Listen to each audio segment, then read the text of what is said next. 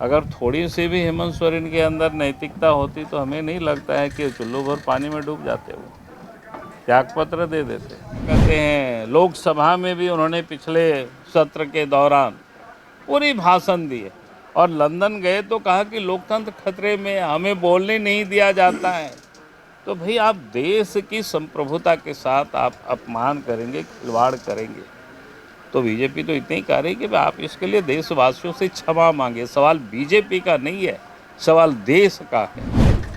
उस लूट की कहानी तो मैं सदैव कहते रहा हूँ, बोलते रहा हूँ, लेकिन यहाँ तो सरकार ही जब खुद लूट में शामिल है, ये तो कभी कभी क्या बोलते हैं एक्सीडेंटल जब पकड़ा जाता है तो जिसको बोलते हैं ना उगलते बनता ना निगलते बनता है, तब वो लोग परेशान होते हैं। लेकिन सच्चाई तो यही है कि लूट में लोग लगे हुए हैं, सब कुछ लोग लूट रहे हैं, चाहे बालू हो, चाहे पत्थर हो, चाहे कोयला हो, चाहे दारू हो, इसकी कोई सीमा रेखा ही नहीं है। पिछले दिन आप सब लोगों ने देखा कि एनजीटी का जो जजमेंट आया है सरकार के बारे में, इतनी खराब टिप्पणी की है जिसका आप कह नहीं सकते। अगर थोड़ी सी भी हेमंत सोरेन के अंदर नैतिकता होती तो हमें नहीं लगता है कि चुल्लू भर पानी में डूब जाते वो, त्यागपत्र दे देते। भाई इस कदर लूट मची हुई इस राज्य में और सरकार को उससे कोई फर्क नहीं पड़ता क्योंकि उसमें खुद शामिल है। रोस्टर प्रणाली आया आज 2010 के संकल्प को फिर से लागू किया गया है। आपके ही विधायक ने कहा है, नीलकंठ जी ने कहा है कि खूंटी समेत जो है 5 जिलों में जो पिछड़ों को आरक्षण दिए जाने का है वो शून्य हो गया है। इसको कैसे देखते हैं? देखिए, मैं ये कहूँगा कि बार बार मैं इस बात को कहता क्योंकि मैं जानता हूँ कि मामला कहाँ से क्या हुआ नहीं हुआ।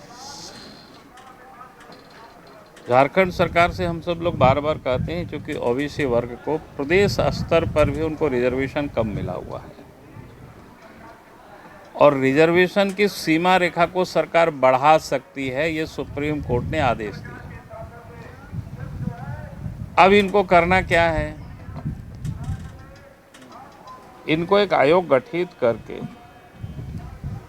और फिर वो सेंसस बाकी जो भी होता है उसकी प्रक्रिया को पूरी करके और फिर ओबीसी का जो हक बनता है उनको रिजर्वेशन देनी चाहिए थी।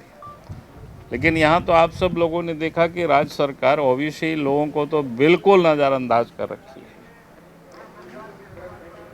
कि पिछले दिनों जब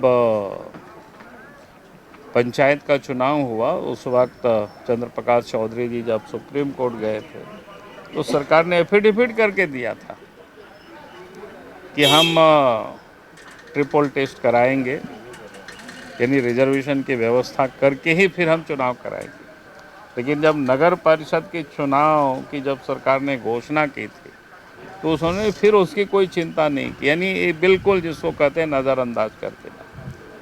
फिर से जब चंद्र प्रकाश चौधरी जी कोर्ट गए तब फिर सरकार ने कही है कि नहीं अब हम ट्रिपल टेस्ट कराएंगे।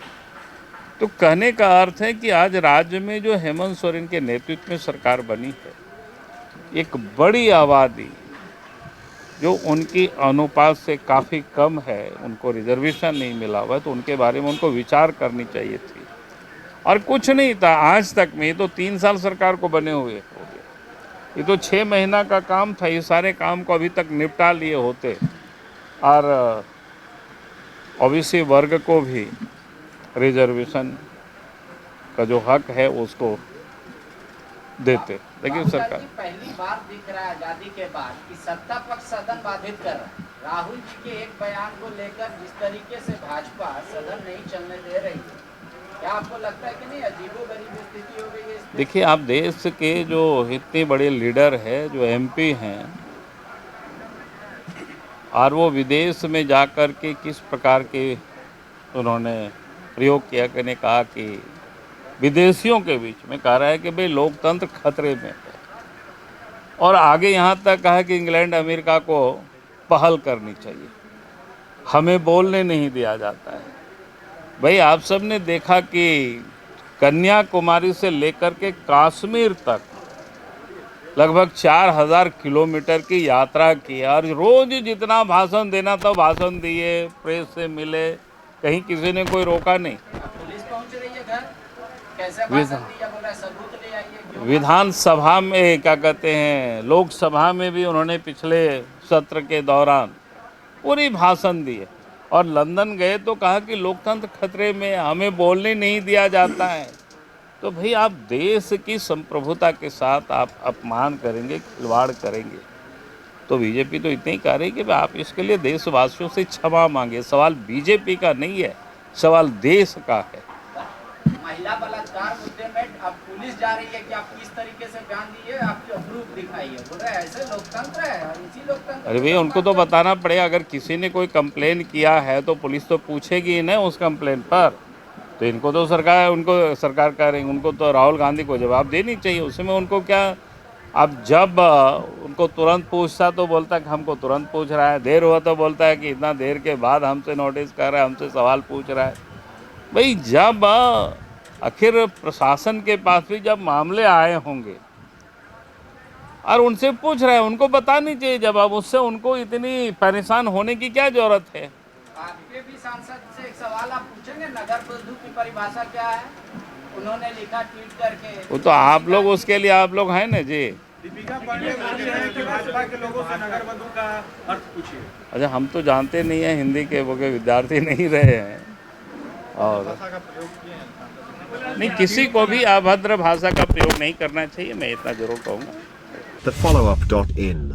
Like, share, and subscribe. www.thefollowup.in